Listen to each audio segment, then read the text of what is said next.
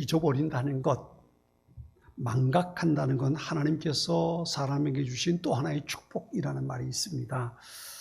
이 그릇이라는 게 일정한 용량이 있어서 그릇에 뭔가 채워지면 넘쳐나서 정말 좋은 것을 채울 수 없는 것처럼 우리 사람의 기억도 한계가 있어서 용량이 있어서 그 기억을 넘어서면 기억하지 못하게 되니까요. 그러니까 새로운 것을, 더 좋은 것을 위해서 비워내는 것들이 일종의 망각이고 잊어버림이라고 말할 수 있을 것 같습니다. 그러고 보면 어떻게 보면 채우는 것보다 비우는 것이 더 중요하다고 말할 수 있을 것 같습니다. 깨끗하게 비울 수 있어야 더 좋은 것을 우리의 기억 속에 채울 수 있기 때문에 그렇죠. 그렇게 적당하게 잊어버리는 것 좋은 겁니다. 그러나 반드시 잊어버리지 말아야 할 것들도 우리의 삶엔 있죠. 우리 옛말에 그런 말이 있죠. 원수는 어디에 새기고요? 원수는 모래에 새기고 은혜는 돌에 새긴다는 말이 있습니다. 이게 또 다른 말은 이제 그렇게 말하기도 하죠. 원한은 물에 새기고 은혜는 마음에 새긴다. 이제 그렇게 말하기도 하는데요. 그러니까 내 마음에 은혜 받은 것을 새기고 있어야 어떤 일을 만나도 그것 때문에 감사하며 살 수 있으니까 그 사람이 행복할 수 있다는 얘기죠. 그러나 원한이나 원망이나 미움을 마음에 새기고 담고 살아가면 그 사람의 삶은 부정적인 것으로 가득 채워져서 그의 삶 속에 쓴뿌리가 자리를 차지하게 됩니다. 그래서 원망이라는 건 잊어버리는 게 좋고 받은 은혜는 늘 마음에 담고 살아가는 것이 마음의 평강으로도 평안을 위해서 참 좋지요. 근데 이게 참 쉽지 않죠. 그렇게 산다는 게 참 쉽지 않습니다. 거꾸로 될 때가 얼마나 많아요. 잊어버려야 할 것을 꼭 마음에 담고 이제 잊어버리지 말아야 할 것들은 던져버리고 사는 일들이 얼마나 많습니까? 제가 이제 이 설교를 준비하다가 이제 떠오른 게 있어서 제가 한번 인터넷을 찾아봤어요. 그게 뭐냐면 요즘 젊은이들이 기억하는 것들이, 지키는 것들이 참 많더라고요. 우리가 잘 아는 것 가운데 하나 발렌타인데이. 뭐 하는 날입니까? 초콜릿 주는 날, 여자가 남자친구에게 주는 초콜릿 선물하는 날. 화이트데이는요, 그 초콜릿 받은 남자가 초콜릿 준 여자매에게 사탕을 선물하는 날. 근데 그 정도면 까짓거면 애교 그럴 수도 있지 그러겠는데요. 그게 아니더라고요. 블랙데이 뭐 하는 날입니까? 짜장면 함께 먹는 날. 로즈데이 뭐 하는 날일까요? 장미를 선물해 주는 날. 와인데이 와인을 같이 먹는 날. 키스데이 이거 뭐 얘기하지 않아도 되겠고요. 무비데이 같이 영화 보는 날. 매월 14일 날을 이렇게 정해놓고 젊은이들이 지켜요. 매월 14일입니다. 근데 거기에 덧붙이는 것들이 있어요. 뭐가 있을까요? 교제한 지 열흘째 되는 날, 교제하고 50일째 되는 날, 교제하고 100일째 되는 날. 도대체 뭘 하고 지내는지 아마 그래서 젊은이들이 결혼 안 하려고 그런지 모르겠어요. 그거 어떻게 다 지켜, 그죠? 그래서 결혼 안 하려고 하는 청년들이 많은지도 모르겠습니다. 이게 참 기억하고 지켜야 할 일들이 우리 사람이 살아가다 보면 참 많습니다. 근데 그런 거 저는 좀 잊어버려도 좋겠는데 참 감사한 게 있어요. 그게 뭐냐 하면 우리 하나님께서 내가 모든 지은 죄를 다시는 기억하지 않겠다고 말씀하세요. 너희가 예수님을 믿음으로 너희 모든 죄를 주님의 십자가에 못 박는다면, 예수님의 십자가의 보혈을 너희가 믿는다면 내가 너희의 모든 죄를 다시는 기억하지 않겠다 하나님 말씀하시거든요. 이게 얼마나 감사해요. 하나님께서 시대대로 오셔가지고 너 전에 이런 짓 했지? 너 이런 잘못했지? 너 이런 뒤졌지? 그러고 말씀하신다면 우리가 어떻게 살겠어요? 그죠? 그런데 하나님께서는 참 감사하게도 내가 다 잊어버릴게, 다시는 기억하지 않게 그러신단 말이에요. 이게 얼마나 큰 은혜인지 모릅니다. 우리의 지은 죄 주님께서 용서해 주신다는 것, 이게 얼마나 감사한 일인지 모릅니다. 그런데 오늘 본문은 이스라엘이 광야에 출애굽하고 나서 광야 40년을 지내고 가나안 땅을 눈앞에 두고 있습니다. 요단강을 건너가면 가나안 땅 여리고성이 있습니다. 여리고성 건너편에 모압 형제에 그들은 모여 있습니다. 이 요단강만 딱 건너가면 가나안 땅입니다.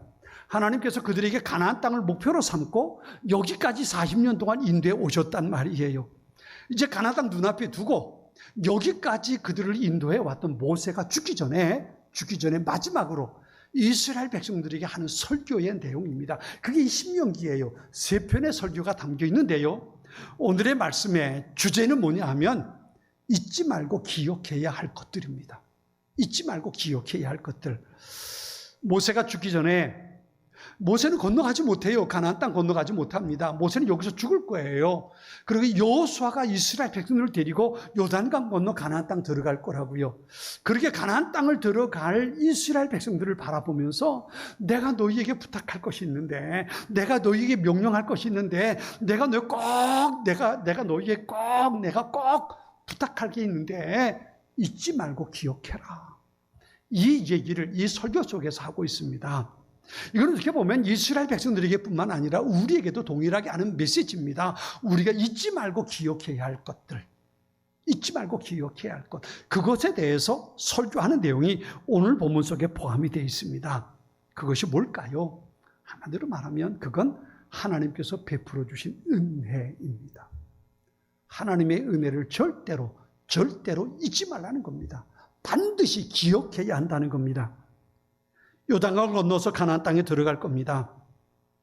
모세는 그렇게 하나님께서 약속해 주신 가나안 땅에 들어갈 때에, 거기서 살 때에 하나님의 은혜를 절대로 잊지 말고 기억하라고 말씀하시는 겁니다.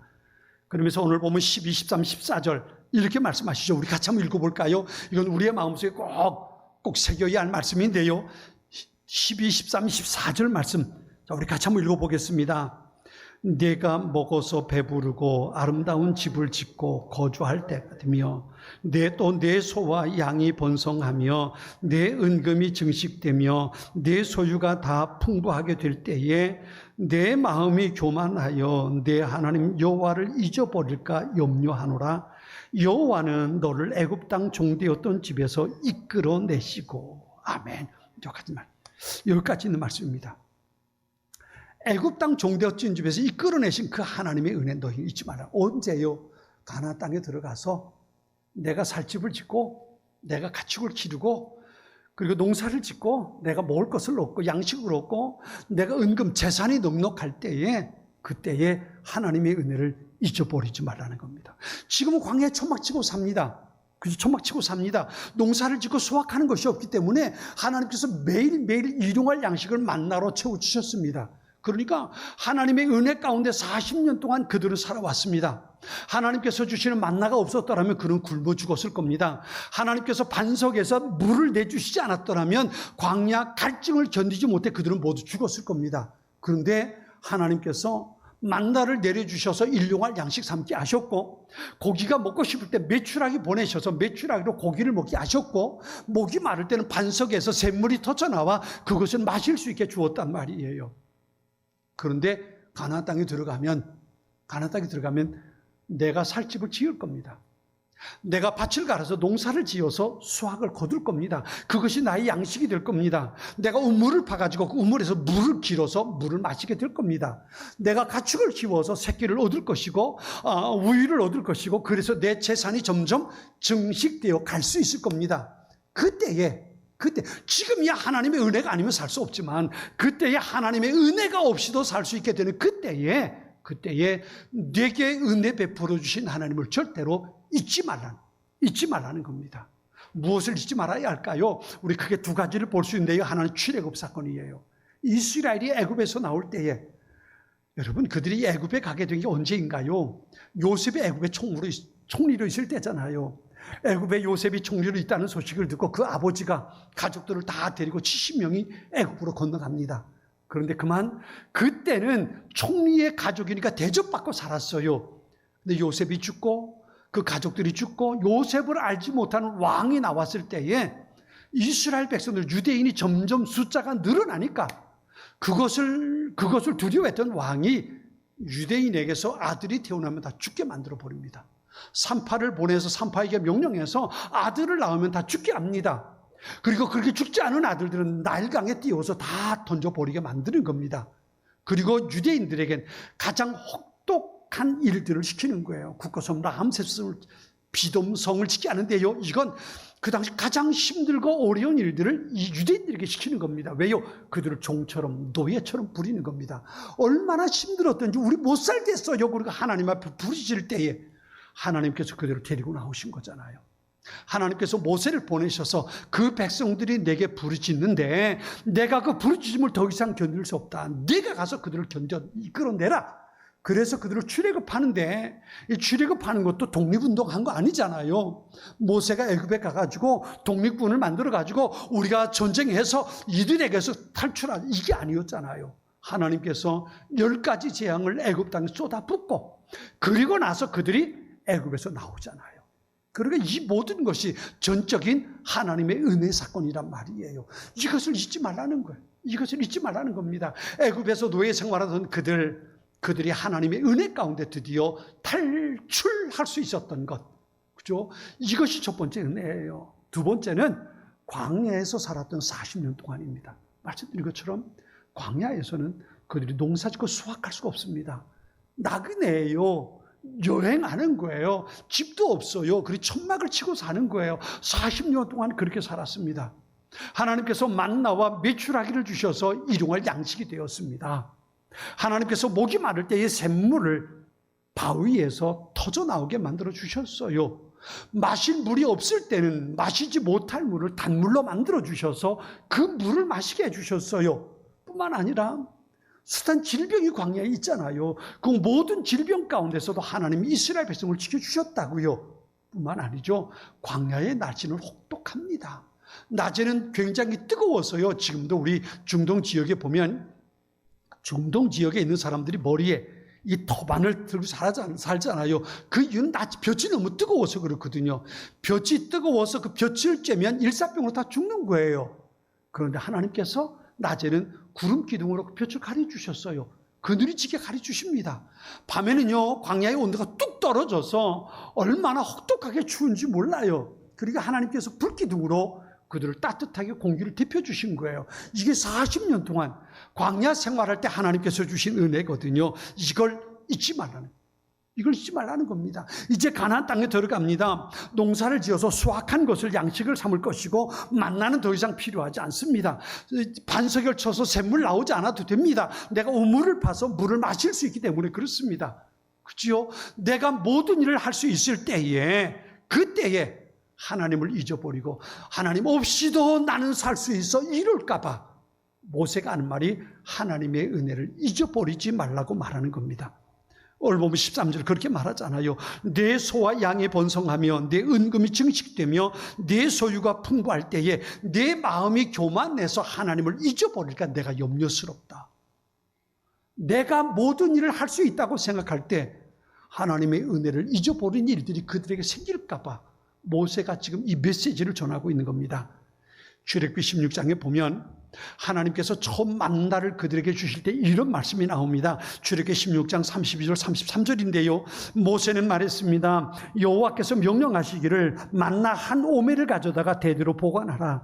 이는 내가 너희를 이집트에서 이끌고 나왔을 때에 광야에서 너희에게 먹으라고 준 빵을 그들이 볼 수 있게 하기 위한 것이다 라고 하셨다. 그래서 모세가 아론에게 말했습니다.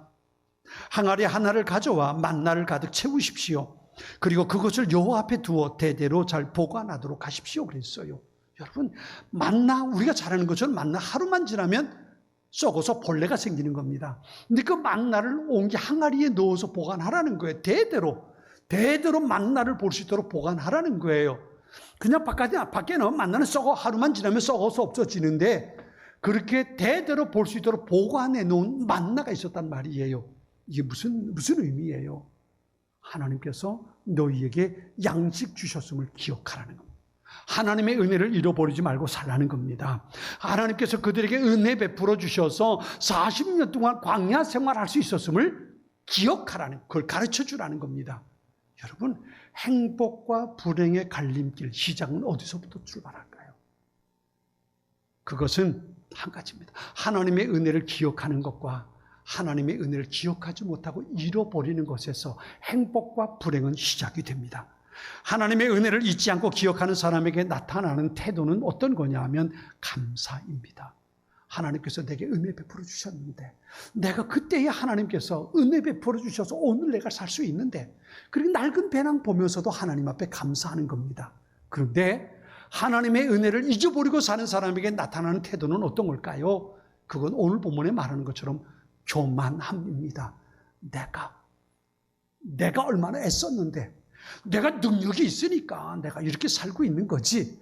하나님의 은혜는 까맣게 잊어버리고 나니까 교만해지는 거예요. 내가.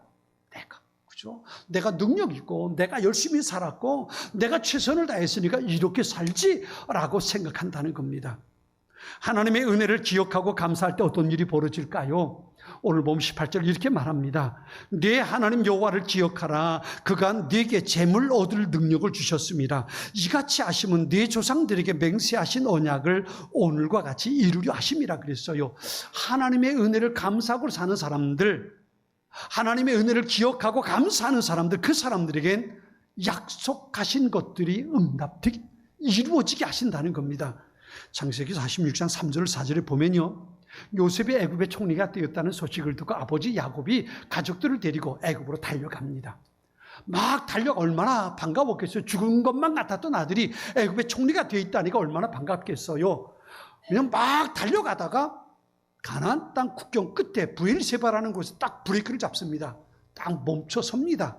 그리고 하나님 앞에 제단을 쌓아요. 왜 그러냐면 하나님께서 이 가나안 땅을 약속해 주셨고 가나안 땅을 떠나지 말라고 하셨는데 내가 떠나도 되는 걸까? 비록 아들이 애굽에서 총리가 되었지만, 그리고 오라고 초청해서 내가 가긴 하지만 그래도 되는 걸까? 이게 두려웠던 겁니다. 그리고 딱 밟고 하나님 앞에 제단을 쌓아요. 내가 가도 될까요? 라고 물은 거지요. 그런데 그 밤에 하나님께서 야곱을 찾아오셔서 이렇게 말씀하십니다. 나는 하나님 곧 너희 아버지 하나님이다.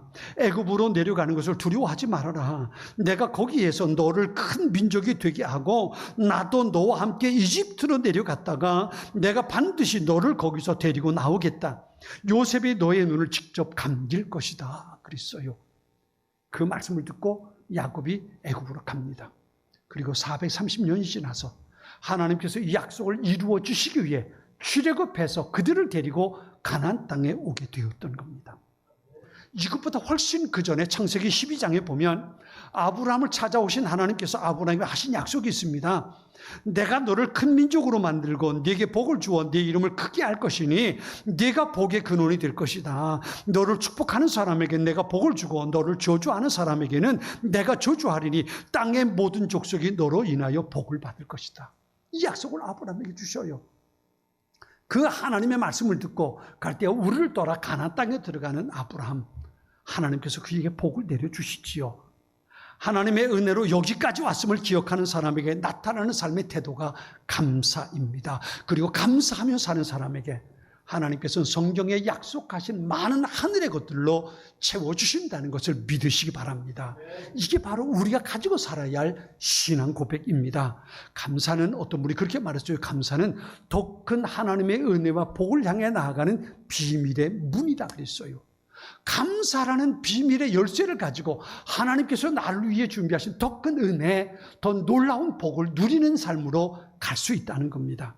내가 만들어가는 삶이 아니라 하나님께서 내게 선물로 주시는 그 삶을 우리가 감사하며 살아갈 때 누릴 수 있게 된다는 겁니다.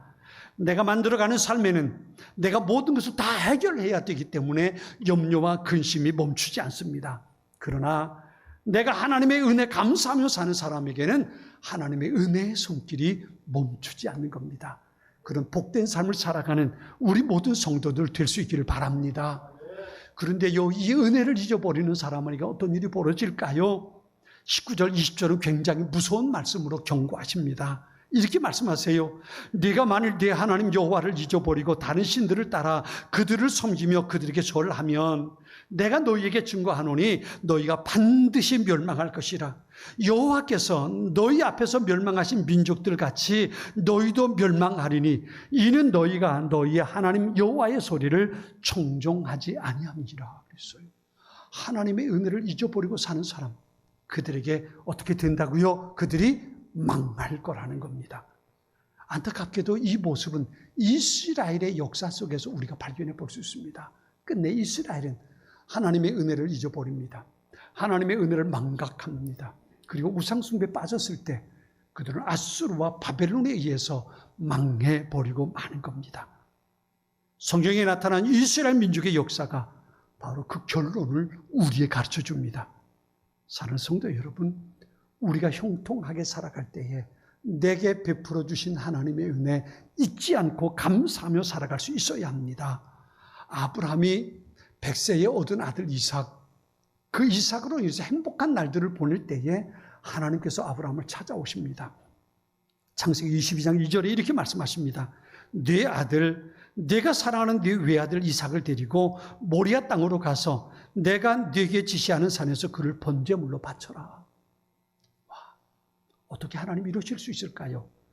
아들을 죽여서 불로 태워 바치라는 거예요. 이방신들이나 하는 찌꺼리를 하나님께서 아브라함대로 하라는 거예요.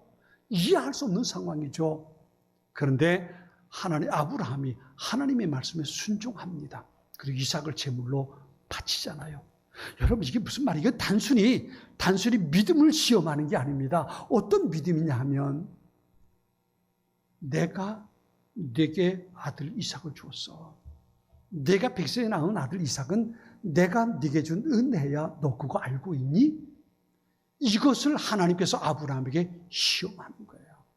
아브라함이 아들 이삭을 제물로 바칠 땐 이런 고백입니다. 내가 100세의 아들 주신 것 하나님의 은혜입니다. 이 아이 때문에 내가 10년 넘게 행복한 날들을 보내왔는데 이게 다 하나님의 은혜입니다. 그 신앙 고백이 아들 이삭을 제물로 바치는 그 순간 하나님 앞에 드려졌던 거예요. 하나님의 은혜를 기억하고 감사할 수 있었던 아브라함, 그 아브라함에게 하나님이 이렇게 말씀하십니다. 내가 반드시 네게 복을 주고 반드시 네 자손을 하늘의 별처럼 바닷가의 모래처럼 많아지게 하겠다. 네 자손이 원수들의 성문을 차지할 것이다. 네가 내 말에 순종했으므로 네 자손을 통해 이 땅의 모든 민족이 복을 받을 것이다. 이게 어떻게 이루어졌을까요? 아브라함의 후손인 예수님을 통해 오늘 우리가 구원받은 하나님의 백성 됐잖아요. 하나님의 은혜 감사하고 그 은혜 감사하며 예배했던 아브라함 때문에 오늘 우리가 예수님으로 인해서 아브라함의 자손이 되는 놀라운 혜택을 누리는 거예요. 이게 바로 우리가 잊지 말아야 할 하나님의 은혜란 말이에요. 내가 잘나서, 내가 똑똑해서, 내가 착해서, 내가 대단해서 하나님 우리를 자녀 삼아주신 것 아니라고요. 내가 여전히 하나님 말씀 떠나 살 때에 하나님께서 그런 나를 찾아내셔서 하나님의 자녀로 불러주신 거예요. 불러주신 거예요. 그 은혜로 우리 구원받은 하나님의 백성이 된 겁니다. 내가 지금 어떤 모습을 가지고 살지라도 이 하나님의 은혜를 잊어버린다면 하나님은 우리를 망하게 만들어 버리실 거예요. 그런데 그 은혜 내가 기억하고 감사하며 살 때에 하나님께서 우리의 삶에 성경의 하나님의 백성에게 약속하신 놀라운 은혜, 그 복들을 우리에게 채워주실 겁니다. 세상에서 가장 어려운 수학 문제가 계산법이 은혜를 계산하는 거래요. 내가 받은 은혜를 계산하는 게 가장 어려운 산수 공식이래요. 우리 강목실 권사님 104살 되신 어머니 권사님이 갔다 오셔서는 종종 그래요. 어머니, 큰딸이 나를 못 알아봐요. 그래요. 당연히 연세가 많으시니까 치매기가 좀 있으시니까 기억력이 점점 사라지니까 큰딸을 알아보지 못하는 거 치매고 그건 안타까운 거예요. 그렇죠? 당연히 그러려니 하면서도 서운한 표정이 권사님에게 보이더라고요. 이건 안타까운 겁니다. 그죠? 안타까운 거예요. 그런데 자식이 부모의 은혜를 잊어버리는 건 뭐라고 말할까요? 그건 배은망덕이라고 말하는 겁니다. 하나님께서 내게 주신 은혜, 맥주감사주의를 맞아서 다시 그 은혜를 우리의 마음속에 채울 수 있으면 좋겠습니다. 하나님께서 내게 베풀어 주신 은혜, 하나님께서 우리 교회에 채워주신 놀라운 은혜, 우리가 이것을 잊어버린다면 우린 배은망덕한 사람이 되고 마는 겁니다. 하나님께서 내게 주신 은혜를, 하나님께서 우리 교회에 지금까지 채워주신 그 은혜, 우리나라와 민족에 베풀어 주신 그 은혜 다시 한번 돌이켜보면서 하나님 앞에 감사로 가득 채워 하나님 앞에 영광 돌릴 수 있는 우리의 모습이 되어야 합니다. 그 사람들에게 앞으로 2025년 남은 6개월 동안은 하나님의 약속이 이루어지는, 하늘의 복으로 채워지는 소중한 일들을 누리게 될 겁니다. 그것을 기대하면서 하나님께서 어떻게 우리에게 또 어떤 은혜를 무엇으로 우리에게 주님께서 채워주실까 기대하며 2025년 남은 6개월을 시작할 수 있는 우리 모두가 되었으면 좋겠습니다.